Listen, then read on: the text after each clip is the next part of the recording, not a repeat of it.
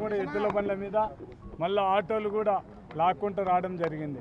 అంటే సామాన్య ప్రజలు మొదలుకొని రైతులకు మొత్తం అన్ని వర్గాల ప్రజలకు కూడా ఈ డీజిల్ పెరగడం వల్ల అన్యాయం జరుగుతుంది అనేది మనం ప్రభుత్వానికి తెలియజెప్పాలనే ఉద్దేశంతోనే ఈరోజు ఈ నిరసన కార్యక్రమం ఏర్పాటు చేయడం జరిగింది.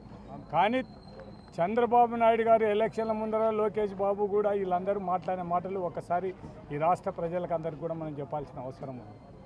మా గవర్నమెంట్ ఉన్నప్పుడు లోకేష్ బాబు చాలా ముందుకొచ్చి మొత్తం పెట్రోల్ డీజిల్ అంతా కూడా వీళ్ళే దోసుకుంటున్నారు. మొత్తం ఈ రేట్లు రాష్ట్రంలో ఎక్కడ కూడా ఈ రేట్లు లేవు, మేము అధికారం లేకొస్తానే తగ్గిస్తామని చెప్పండి. అయ్యా లోకేష్ బాబు గారు, మీ తండ్రి గారు మీరు ఎలక్షన్ల ముందర ఓట్ల కోసం ప్రజలకు ప్రామిస్ చేయడం జరిగింది, మేము పెట్రోల్ డీజిల్ తగ్గిస్తాము. ఎందుకు తగ్గిలేకున్నారు? భారతదేశంలోనే ఆంధ్రప్రదేశ్లోని అంత రేట్లు ఈ మొత్తం భారతదేశంలో ఒక్కడు కూడా రేటు అంటే మీరు సాధించిన ప్రగతి ఒక్కసారి అంటే ఎలక్షన్లు ఇండైరెక్ట్గా మేము పెంచమంటే పెంచుతామనే మీరంతా కూడా మీరు మొత్తం ఏ దాంట్లో దోపిడీ చేయడం చేయదు. ఇసుక మొత్తం అప్పుడు మేము గవర్నమెంట్ ఉన్నప్పుడు 1000 కోట్ల పైగా రాష్ట్ర ప్రభుత్వానికి డబ్బులు వచ్చేది.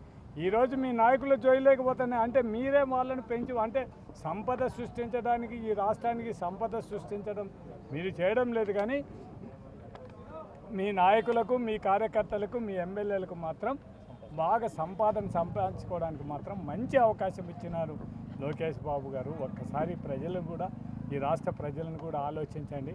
ఇదే పద్ధతి మీరు ఈయన కొనసాగిస్తే రేపు 2029లో మీరు ఒక్కసారి మళ్ళా రాబోయే కాలాన్ని మీరు ఒక్కసారి ఆలోచించుకోండి. భరత్ గారు ఏదో చెప్పడం జరిగింది మన మీటింగ్లో, నేను ఈ ఇండస్ట్రియల్ ఏరియాను డెవలప్ చేస్తున్నాను ఓరొకళ్ళని. అలా భరత్ గారు మీరు చేసే ఇండస్ట్రియల్ డెవలప్మెంట్ మీ తెలుగుదేశం నాయకులకు దోషిపెట్టడానికా, లేకుంటే వైఎస్ఆర్సీపీ వాళ్ళకి ఎవరికి ఉద్యోగాలు ఇవ్వకూడదనే, ఇంకా లేకుంటే వేరే పార్టీ వాళ్ళకు వెహికల్ ఇవ్వకూడదనే మీరు పెట్టిన చట్టం ఒక్కసారి ఆలోచించండి భరత్ గారు. మేము ఎప్పుడు కూడా ఇండస్ట్రీలు వచ్చినాన్ని కూడా అందరినీ కూడా బతకమని చెప్పినాం. కానీ ఇట్లా తెలుగుదేశం వల్లే బతకాలి, ఎవరు బతకకూడదు అనేది మేము ఆ రోజు వైఎస్ఆర్సీపీ వల్లే బతకాలి, వేరేవాళ్ళు బతకకూడదని మేము మాట్లాడలేదు. కనీసం మీరు ఇండస్ట్రీ మంత్రిగా మీకు ఆల్రెడీ ఇండస్ట్రీస్ ఉన్నాయి, మీరు ఆల్రెడీ కర్నూలులో ఇండస్ట్రీస్ జరుపుతున్నారు, మీరు రన్ చేస్తున్నారు.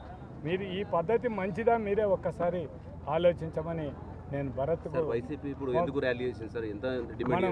మొత్తం ఈ తెలుగుదేశం నాయకులు వీళ్ళందరూ కూడా ఇప్పటికైనా కూడా ప్రజల కోసం మంచి మీరు ఎలక్షన్లలో ఏ వాగ్దానాలు చేస్తున్నారో అవన్నీ నెరవేర్చండి.